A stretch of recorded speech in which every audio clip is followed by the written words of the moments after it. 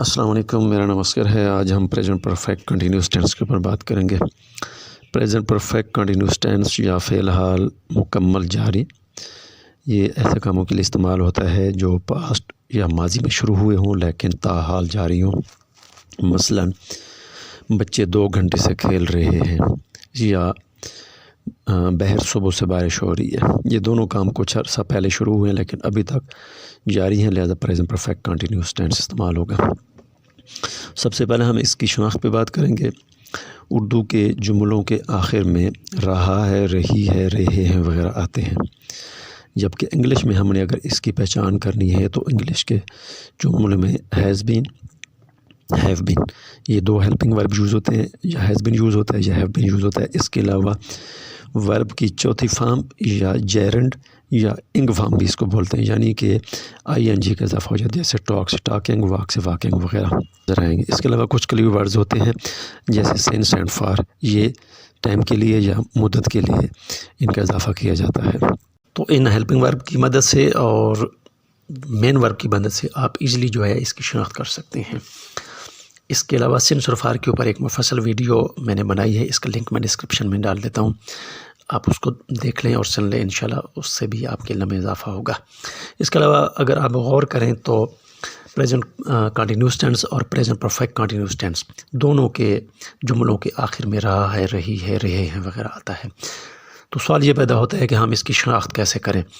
تو بہت ہی معمولی سا فرق ہے، اس کو سمجھنا بہت ضروری ہے۔ مثلاً اگر ہم کہیں کہ بچے کھیل رہے ہیں تو یہ پریزنٹ کنٹینیوس ٹینس ہے، لیکن اگر ہم کہیں کہ بچے 2 گھنٹے سے کھیل رہے ہیں تو یہ ہم نے اس میں چونکہ ٹائم کا یا مدت کا اضافہ کر دیا، لہٰذا یہ پریزنٹ پرفیکٹ کنٹینیوس ٹینس ہے۔ اسی طرح اگر ہم کہتے ہیں کہ بہر بارش ہو رہی ہے، یہ پریزنٹ کنٹینیوس ٹینس ہے۔ اگر ہم کہتے ہیں کہ بہر صبح سے بارش ہو رہی ہے، اس میں ہم نے سٹارٹنگ پوائنٹ کا اضافہ کر دیا، یعنی وقت کا اضافہ کر دیا، تو تب یہ پریزنٹ پرفیکٹ کنٹینیوس ٹینس ہو جائے گا۔ تو سینٹینس کیسے بنیں گے؟ بچے کھیل رہے ہیں، دی چلڈرن آر پلینگ۔ بچے 2 گھنٹے سے کھیل رہے ہیں، دی children have been playing for 2 hours۔ بہر بارش ہو رہی ہے، it is raining out side. بہر صبح سے بارش ہو رہی ہے، it has been raining out side since morning. تو یہ ایک فرق ہے جس کو سمجھنا ضروری ہے۔